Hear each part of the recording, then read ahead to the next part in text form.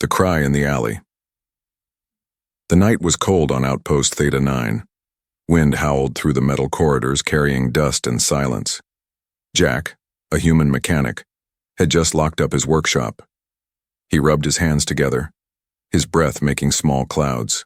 In the freezing air, then, he heard it, a sound, very soft, almost too soft. A cry. He stopped walking, listened carefully.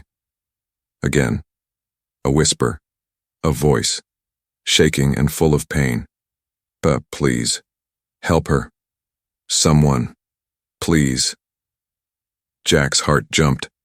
He followed the sound to the dark alley beside his shop. It was a dead end, used only for waste and storage. But tonight, something was there. He saw a movement behind the bins. Slowly he stepped closer, flashlight in hand. The beam of light fell on a figure curled on the ground. A woman, not human. She had thin, purple-tinted skin and long silver hair. Her body trembled, barely covered in torn cloth.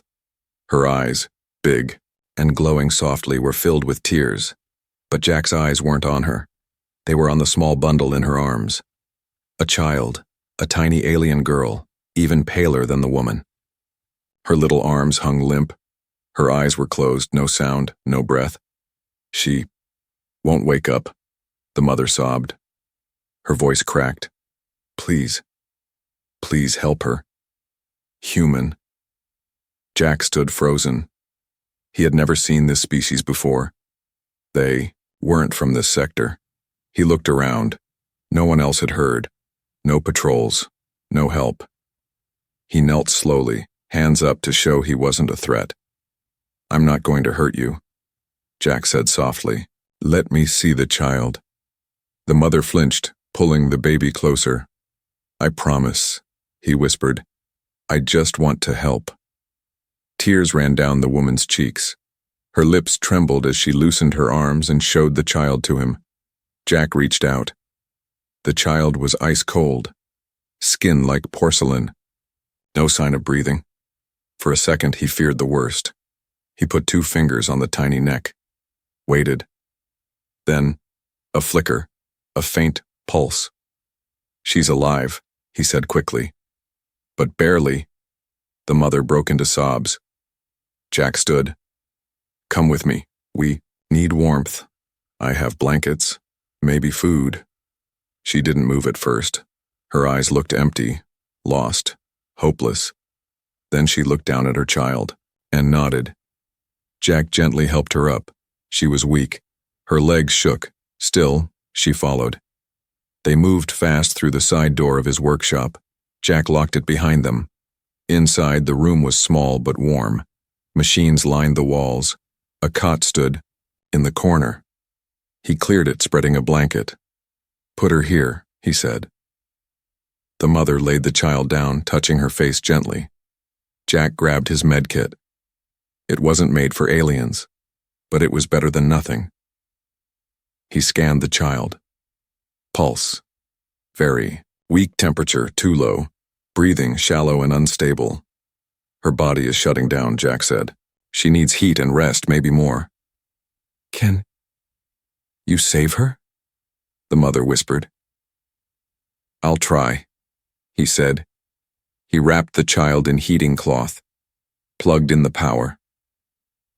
A soft hum filled the room as the warmth started to flow. The mother sank to the floor beside the cot, holding the child's tiny hand. Jack watched her quietly. She looked broken, tired, but something about the way she held her child. It reminded him of stories his grandmother used to tell. About war. About mothers who lost everything but still held on to hope. What's your name? Jack asked gently. She looked up. Luma. He nodded. I'm Jack. A silence settled between them. Only the soft hum of the heater in Luma's. Quiet sobs filled the room. Where are you from? He asked. Luma hesitated. Far. Very far. Our planet is gone. We escaped. But then, the shuttle crashed. I lost everyone. I ran. She was all I had. Jack's chest tightened. So much. Pain in so few words, no one helped, he asked. I knocked on every door, she whispered. 17. No one answered, no one looked. You are the 18th. Jack looked at the little girl again. Her fingers twitched slightly. Maybe the 18th is lucky, he said with a small smile. Luma gave a tiny nod, tears in her eyes. Outside, the cold wind howled louder. But inside Jack's shop, hope had begun to breathe again, even if only a little, even if it was still too fragile to hold. The heating cloth buzzed quietly around the small alien girl's body. But her skin was still pale as snow. Jack sat beside her with a scanner in one hand and worry in his eyes. The screen showed faint numbers, too faint. Her temperature was rising very slowly, but her heartbeat was weak, like a flickering light ready to vanish. Luma knelt by the cot, holding her daughter's hand as if her touch alone could pull the child back from the edge. Her face was full of guilt and fear. She hasn't eaten in 4 days, Luma whispered, her voice dry and cracked. We had only one food capsule left. I gave it to her. Jack didn't speak. He didn't know what to say. This wasn't a situation any human medic had trained for. Her anatomy was different, her vitals unreadable in some sections. But one thing was clear. She was still alive. Barely. He got up and returned with a nutrient gel, normally used for human infants, but it was the only thing gentle enough. I don't know if her body will accept this, he warned. Luma nodded without hesitation. Try. Jack dipped a soft cloth in the gel and gently touched it to the corner of the girl's mouth. No reaction. He sighed, then carefully let a few drops fall into her mouth. At first, nothing. Then, to his shock, a slow reflex, her throat swallowed. Jack's eyes widened. She responded. Luma gasped softly. She's trying. It was a small sign, but it was a sign of life. Hope sparked again, though Jack knew it could vanish just as quickly. He returned to the scanner, running a deeper bioscan. This time he saw something strange. Her internal energy levels weren't just low. They were dormant, like someone had pressed a pause button on her body. She's not sick, Jack muttered to himself. She's in some kind of shutdown mode. He looked over at Luma. Has she done this before? Luma nodded slowly. Only once. When the ship crashed, she was thrown far. I found her hours later buried under ice. She had stopped moving. I thought she died then too. But she woke up. After many hours. Jack frowned.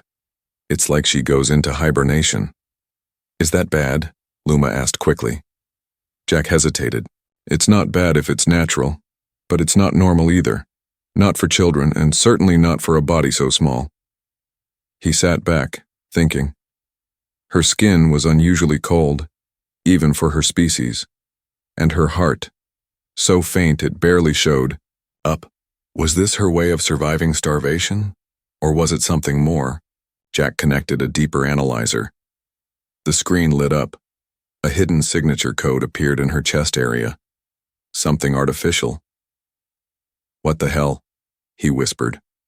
Luma noticed his expression. What is it? Jack didn't answer right away. He magnified the scan. There it was, clear now. A small implant near the heart, very advanced. Not something any refugee child should have. She has a device inside her, Jack said slowly. A tracker? No, not just that. It's something more. Luma's eyes widened. She clutched her daughter protectively. I didn't know. I swear. Jack didn't doubt her. She looked too terrified to be lying. He tapped the scanner. The code on the implant pulsed every few seconds. It wasn't active, but it wasn't dead either. This isn't just a tracker, Jack said quietly. It might be some kind of stasis controller.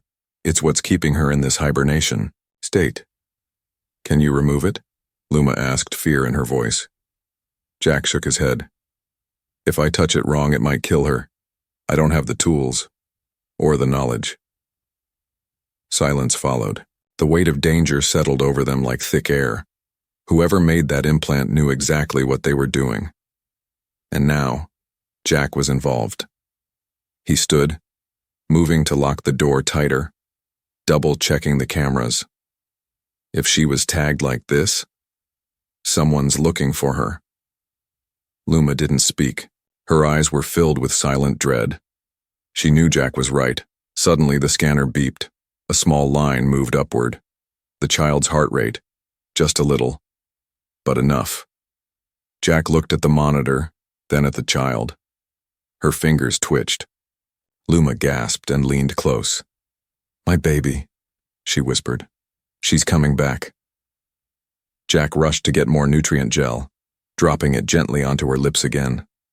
This time, the swallowing was clearer, more frequent. Her small chest began to rise and fall, shallow breaths but regular ones. "She's stabilizing," Jack said. Relief washed over Luma like rain after a long drought.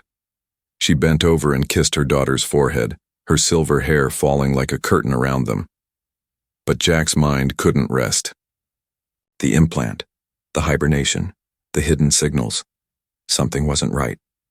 He pulled up his comm screen and checked the outer sensors. A new ping flashed on the map. A patrol ship had entered the atmosphere. "Someone's here," Jack said. "Quickly." "Someone's searching." Luma's body went stiff. Her hands clutched the baby tighter. "They found us." Jack turned off the lights, lowered the blinds, and picked up the child carefully. "We need to hide. Now." As he opened the hidden storage room behind the workshop wall, Luma followed without question. Jack looked at the child again. Her skin was warmer, her pulse stronger, but something told him this was only the beginning. Jack's breath caught as the red light blinked again on his console. It wasn't a normal cargo signal or random traffic. No, this was a patrol ship, military type, hovering just above the sector, silent, slow, scanning. Jack had seen enough of them during border lockdowns to know what it meant. Someone was searching and they were close. Inside the hidden storage room, Luma crouched beside her daughter, who now slept in a fragile state, her breath steady but soft. The walls of the storage room were reinforced, packed with tools, spare parts, and a faint smell of machine oil. Jack had used it for years to hide his black market repairs, but now it was a shelter for two fugitives whose presence could get him executed. He pulled the panel shut, sealing Luma and the child inside. "Stay quiet. Don't move unless I say," he whispered. She nodded silently, her eyes never leaving her daughter's pale face. Jack took a deep breath and stepped back into the main room. He cleared the med supplies, wiped the scanner logs, and erased the records of the last few scans. No signs of aliens, no signs of visitors, just a lonely human mechanic running a quiet station. The moment he finished, the ground vibrated. A soft hum filled the air. The patrol ship had landed. Jack walked to the main entrance and opened it slowly. Outside stood two tall figures in dark gray armor. Their helmets hissed as they stepped forward. One of them held a small device. It blinked with a rhythm that matched the implant signal Jack had seen earlier. "You received any unusual signals in this area?" the lead officer asked, his voice flat through the speaker. Jack forced a casual look. "Signals? No more than static and trash relays from the canyon." The officer raised the scanner. "A prototype subject escaped. Female, adult and child, dangerous. Have you seen anyone unfamiliar?" Jack shook his head. "No, just me. Haven't had visitors in days." The second officer stepped past him and walked inside. Jack didn't move. He kept his body relaxed, but his muscles were ready to react. If they got too close to the back wall, if they detected movement, this would end badly. The officer looked around, scanning the cot, the machines, and the food pack on the table. "Who is this for?" he asked coldly. "I'm human, but I still get hungry," Jack replied with a forced chuckle. The officer didn't laugh. He scanned again and moved to the wall, where the hidden room was just inches behind. Jack's heart pounded. The officer paused, then looked at his partner. "Weak echo, but could be false signal." The lead nodded. "Scan perimeter. If nothing, we leave in 10. As the second officer exited, Jack turned toward the console and pretended to check the signal board. His mind raced. They had a scanner that could pick up the implant. That meant the child's signal was active, even if faint. It wouldn't be long before someone smarter came with stronger tech. He had to make a decision. Fast. After a few more minutes of awkward silence, the officers returned. "If you see anything, Wayne or anyone," the lead officer said, stepping close. "Report it. Hiding fugitives is a death crime." Jack stared back. Understood. They left, without another word. But Jack didn't breathe again until the hum of the patrol ship faded into the distance. He waited 5 more minutes before opening the hidden door. Luma stepped out, holding her child tightly. Her eyes were wide with fear. "They're still tracking her," Jack said. "That thing in her chest, it's broadcasting. Quiet, but enough." "Can you remove it?" she asked again. Her voice cracked with desperation. "No," Jack answered, shaking his head. "But maybe I can block it." He rushed to his workbench and began pulling out wires, circuits, and old jammers. He had once built signal blockers to hide contraband from patrols. Maybe he could modify one now. Time was running out. Luma sat down, her child in her lap, rocking her slowly. "I should have died in the crash," she whispered. "But I lived, only to put her in more danger." Jack looked up from his tools. "You survived for her. That means something." "What if she wakes up and loses control again?" Luma asked. "What if she hurts you?" Jack stopped for a second, remembering the reports he'd read years ago about alien test subjects enhanced for survival and defense, children born not from love but from cold labs. "Then I'll still protect her," Jack said simply. "She's not a weapon, not here, not with me." Hours passed as Jack built the blocker. Finally, he placed it gently near the child's chest. He activated the field. The blinking light on the implant screen froze, then went dark. "It worked," Jack said quietly. "Her signal is gone." Luma let out a shaky breath. "Thank you." But Jack wasn't celebrating. He knew better. The patrol might return. They'd suspect. And if the child's powers woke fully again, she might draw attention in ways no signal ever could. Still, for now, they had silence. They had warmth. And for one more night, the cry in the alley had found a human heart willing to answer. The outpost was quiet again. Jack sat near the cot, his fingers stained with oil and wires, eyes heavy from hours without sleep. Luma dozed off beside her daughter, her head resting on the child's legs, still afraid to let go. The homemade signal blocker buzzed gently. In the background, a small device standing between them and death. Jack had placed it carefully over the child's chest, right above the implant he couldn't remove. It worked. For now. No more signals were escaping. But there was no telling how long it would hold. His eyes drifted to the little girl again. She hadn't moved since the weak pulse returned. Her breath was there, shallow and spaced, but steady. She looked almost peaceful, like someone resting after a long, hard journey. Jack reached out and adjusted the blanket covering her small body. Her skin was no longer icy. Cool, but not dangerous. That was a good sign. Then, suddenly, her fingers twitched. Jack froze. He leaned in closer. "Luma," he whispered. The mother stirred, slowly waking. "What is it?" Her hand just moved. Luma sat up quickly, blinking the sleep from her eyes. She looked at her daughter and saw it too, a tiny motion in her fingers, like a dream rippling through her. Then came another. The girl's eyes fluttered. "Is she?" Luma's voice broke. Jack leaned in. "Come on, open your eyes." And then, it happened. The child let out a shallow gasp, as if breathing for the first time in days. Her chest rose, then fell. Her eyes opened halfway. Red. Bright red like glowing embers. She looked up at her mother with confusion. Her lips parted, but no sound came. Luma was already crying, pulling her daughter into her arms, whispering over and over, "You're here. You're okay. You're alive." Jack smiled, but it didn't last. As the child blinked, the light in her eyes flickered strangely. Then the nearby lamp shook. Jack looked around.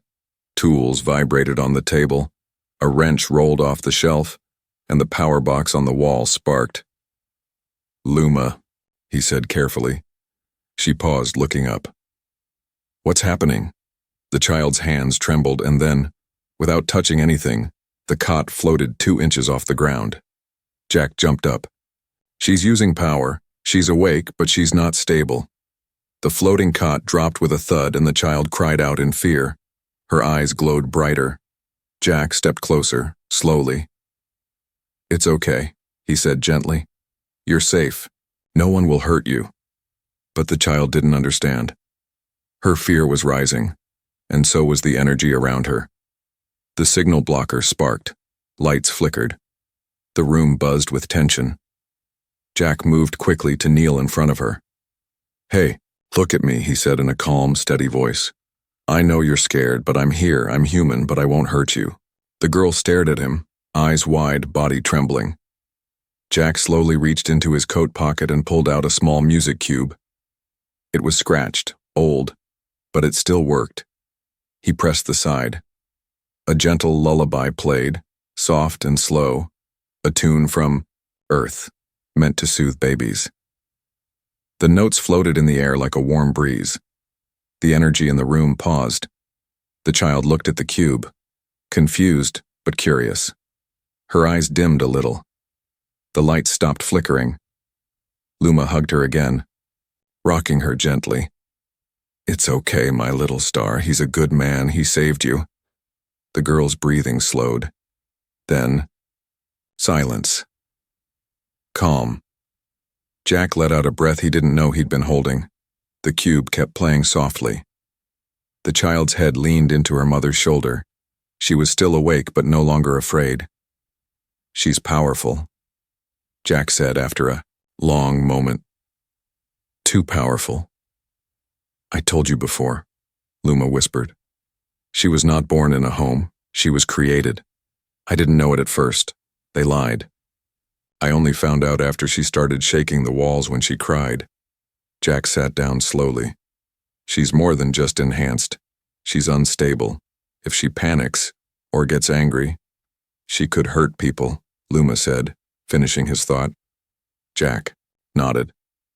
"But she responded to the music. That means she can feel. She can choose." Luma looked down at her daughter, brushing her hair gently. "She's not a weapon," she said firmly. "She's my child." Jack looked at both of them. "Then we teach her, we protect her, and we make sure no one ever turns her into something else." Outside, the wind blew softly across the outpost, but inside, a powerful force slept quietly in her mother's arms. No longer frozen, no longer dying, but still holding something dangerous beneath her skin. Jack knew peace wouldn't last. But in that moment, it was enough.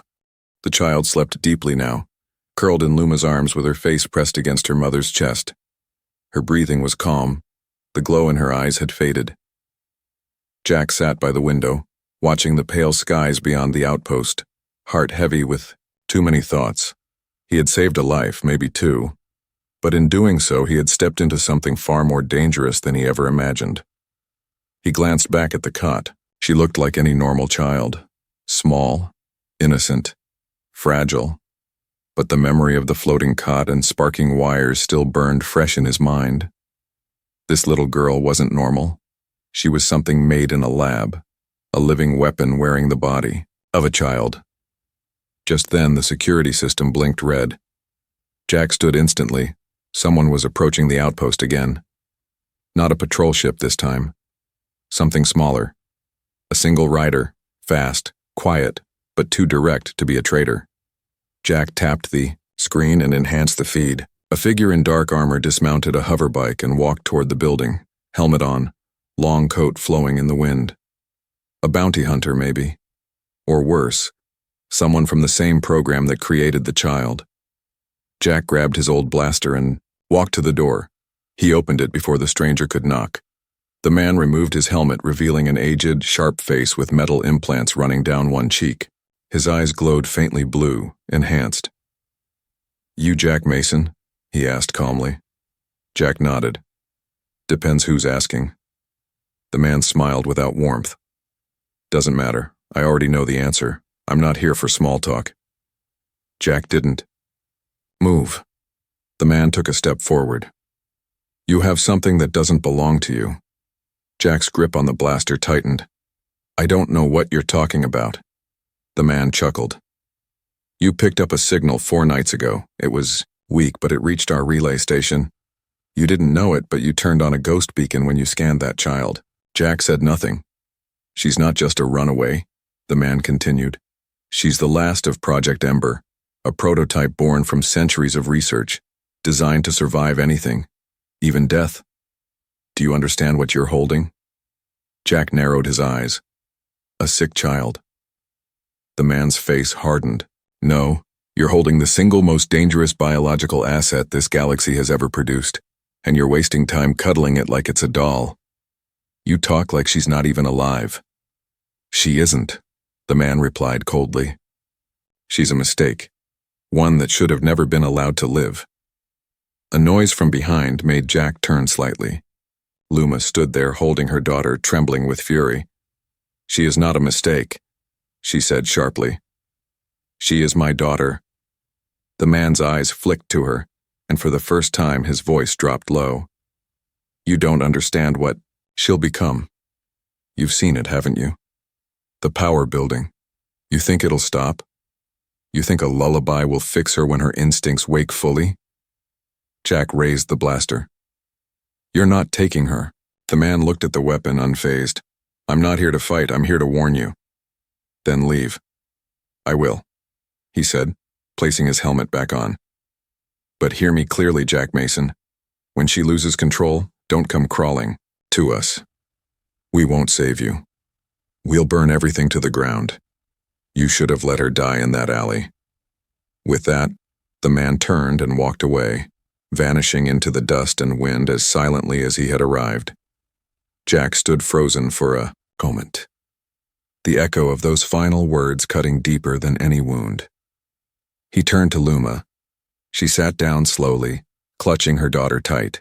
"He's wrong," she whispered. Jack walked over, lowering the blaster. "Maybe, maybe not. But he believes it. And that means others will too." "So what do we do?" Luma asked, her voice shaking. Jack looked at the child, peaceful now, unaware of the storm rising around her. "We teach her," he said. "We help her learn. If there's power inside her, then she needs to control it before someone else tries to use it. And if she can't?" Jack was silent for a moment. Then quietly he said, "Then I stay with her, even if it kills me." Outside, the skies began to darken. Storms were coming. But inside the little outpost, a bond was forming. Between a human, an alien mother, and a child the galaxy wanted erased.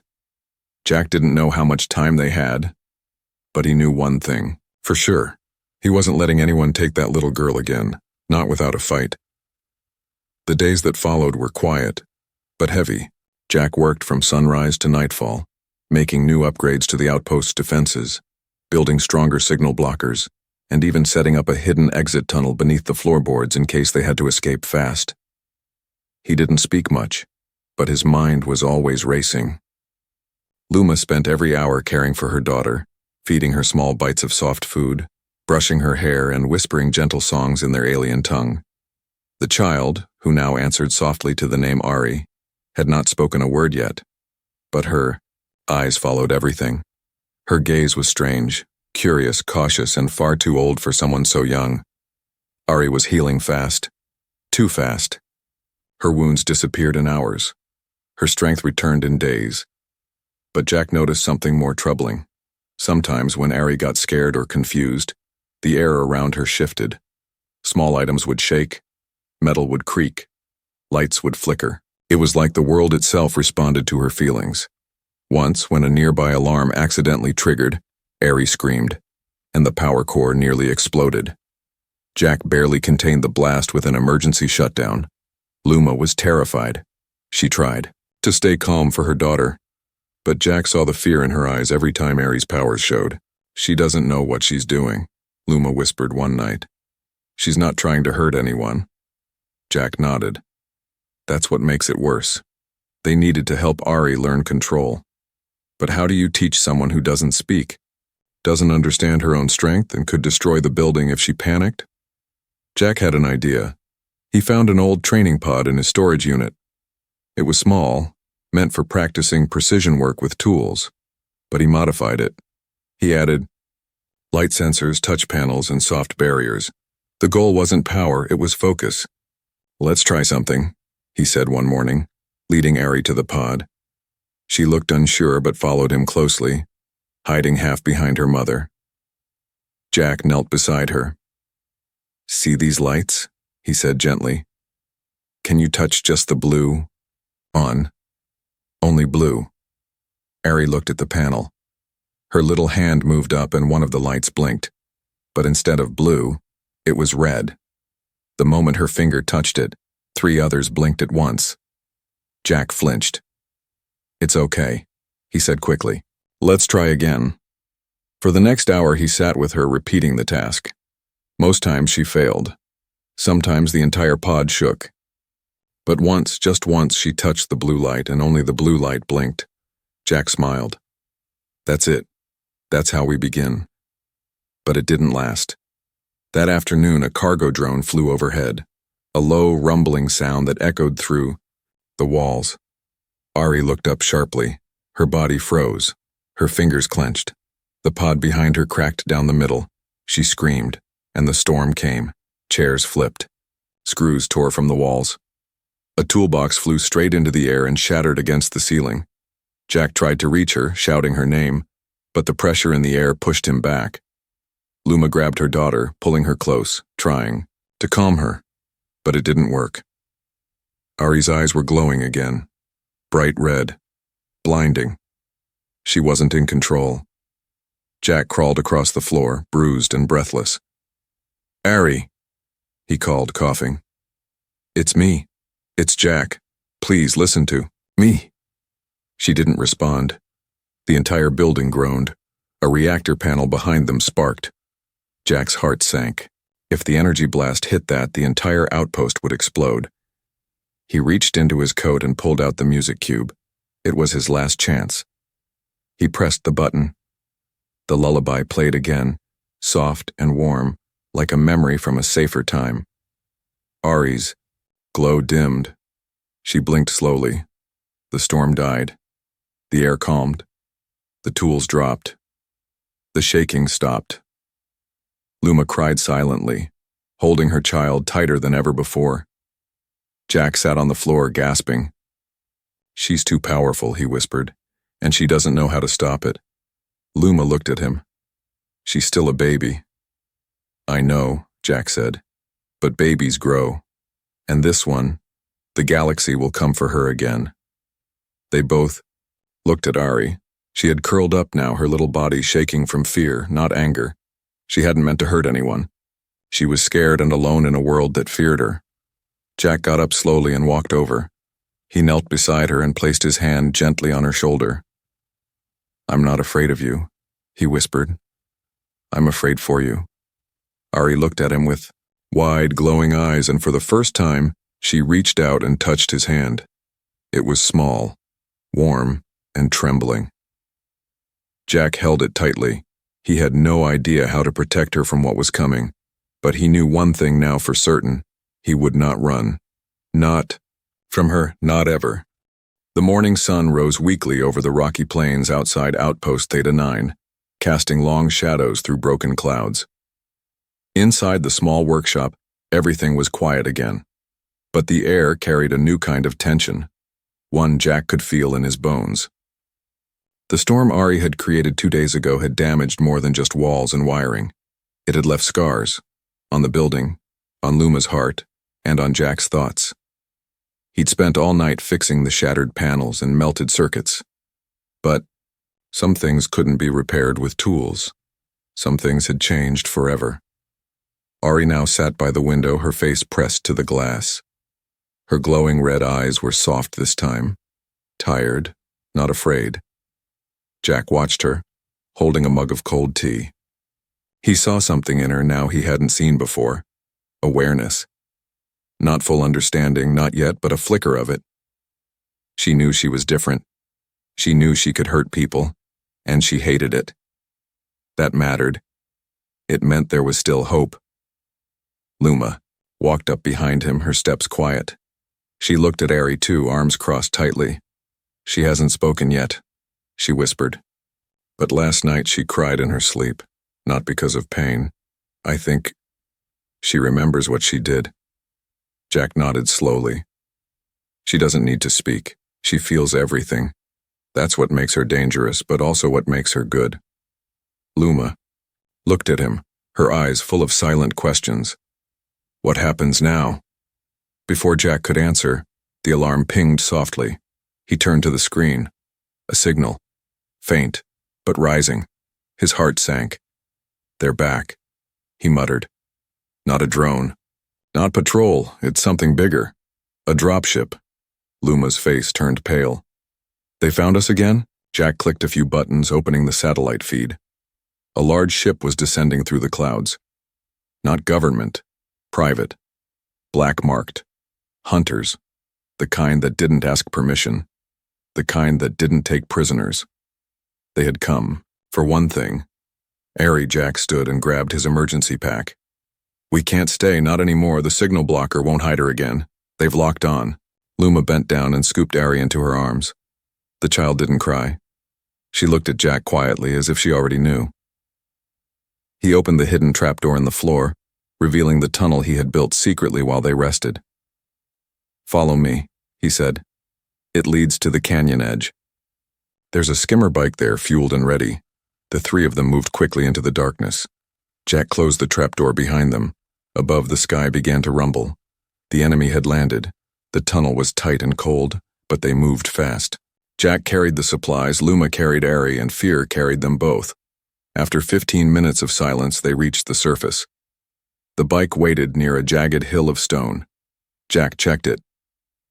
It'll take us as far as Ridge Sector. After that, we go underground. I know people, good people. But we'll be running forever, Luma said, her voice thin. Jack looked at her. Maybe. Or maybe we build something new. A place where they can't find us. A place where she can grow and learn. Luma held Ari tighter. She deserves that. Just then, a roar echoed across the cliffs. A dropship appeared in the sky behind them. Jack jumped on the skimmer and pulled Luma up behind him. Hold on, he shouted, slamming the accelerator. The bike tore across the rocky ground, wind whipping around them. The ship gave chase, lights flashing, engines screaming. Blaster shots rained from the sky, striking near them, sending dust and stone flying. Ari's eyes began to glow. Jack felt the pressure in the air shift again. No, not now, he muttered. But before he could finish, Ari raised one hand. The bike didn't stop, but the world around them did. The blaster bolts froze mid-air. Ship slowed in time. Everything paused. For just 2 seconds, the entire world seemed to hold its breath. Then Ari lowered her hand. The bolts vanished. The ship spun out of control and crashed into the rocks behind them, flames bursting into the sky. Jack didn't say anything for a long time. He just kept driving. Later, when they reached the edge of the forest where his contacts were waiting, he finally spoke. She saved us. Luma looked down at her daughter, who now rested calmly in her lap. Yes, she whispered. And she chose to spare them. Jack nodded. That's the difference, he said. That's what makes her more than what they built. They stepped off the bike as the forest swallowed them. In the shadows, old friends with kind eyes greeted them. Jack held Ari for a moment and looked into her bright red eyes. You're not a weapon, he said softly. You're family. And in that moment, without words, the child smiled. The human who once walked alone now had a new purpose, a new fight, and a new family he would die to protect.